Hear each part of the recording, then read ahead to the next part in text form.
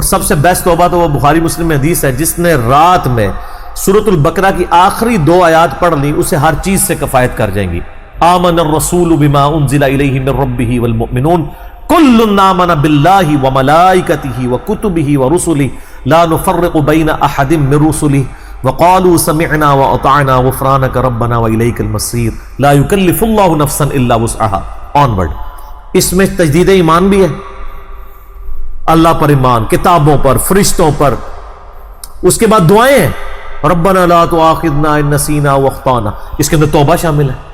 سب سے بیسٹ تجدید ایمان جو ہے سورہ بقرہ کی آخری 2 آیات ہے، اور یہ ہمارے وظیفے میں ہم نے بلو کارڈ کے اوپر بھی لکھا ہے کہ نبی علیہ السلام نے فرمایا، اور یہ حدیث بخاری مسلم دونوں میں، جو شخص رات کو سونے سے پہلے سورۃ البقرہ کی آخری 2 آیات پڑھ لے، اس میں جو کچھ اللہ سے مانگا ہے وہ اس کو دے دیا جائے گا، یہ بھی الفاظ ہے۔ تو اس میں کیا کچھ مانگا ہوا ہے؟ تو تجدید ایمان۔ پھر صحیح بخاری میں حدیث ہے کہ نبی علیہ السلام فرمایا جو صبح یقین کے ساتھ 1 دفعہ پڑھ لے،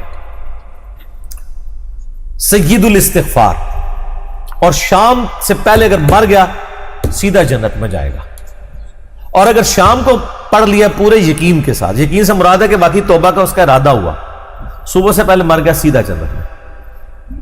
اللہم انت ربی لا الہ الا انت خلقتنی وانا عبدک وانا علی عہدک ووعدک ما استطعت اعوذ بک من شر ما صنعت ابوء لک بنعمتک علی وابوء بذنبی فاغفر لی فانہ لا یغفر الذنوب الا انت۔ یہ سید الاستغفار ہے۔ تو یہ وہ ہے توبہ جو روزانہ کرنی چاہیے، نزا سے پہلے پہلے، صبح پہ پڑھے، شام کو پڑھے۔